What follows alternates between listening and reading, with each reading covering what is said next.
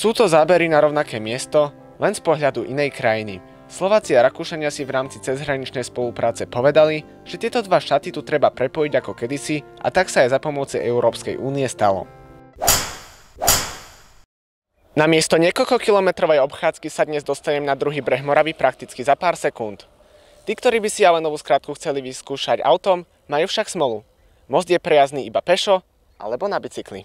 Netreba to obchádzať tých 35 km, či koľko to je autom. Konečne niečo takto pri Bratislave, taký prechod sa spravil. Nevedeli sme o tom, že tak rýchlo sa dá dostať do Rakúska, super. Určite sa zlepšia vzťahy rakúsko-slovenské. Veľa ľudí to priniesie do Devinskej Novej Vsi. To je naozaj veľkým prínosom, radosť zo vzájomného stretnutia. A tá cyklotrať je veľmi dobrá. Dobre to spravili, skutočne dobre, no? Tak to je to určite lepšie, na budúce prídeme na bicykloch. Ja osobne vnímam tento projekt ako výrazné posilnenie bilaterálnej spolupráce aj po kulturálnej stránke. Konečne si môžem napríklad naplánovať krásny cyklistický výlet do neďalekého barokového zámku Schlosshof.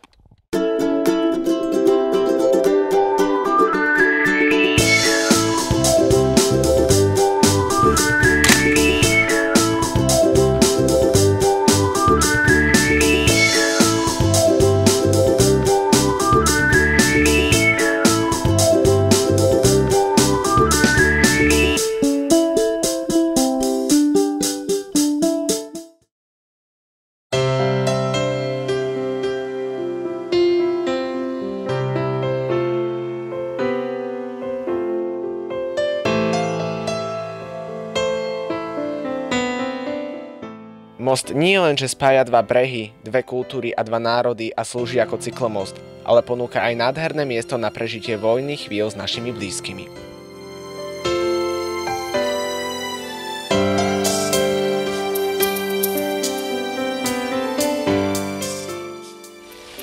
Výstavba cyklomostu Slobody podľa mňa dokázala, že slovenská aj rakúska strana sa dokážu dohodnúť a výsledky ich spolupráce v rámci Európskej únie majú pozitívny dopad aj na bežné obyvateľstvo.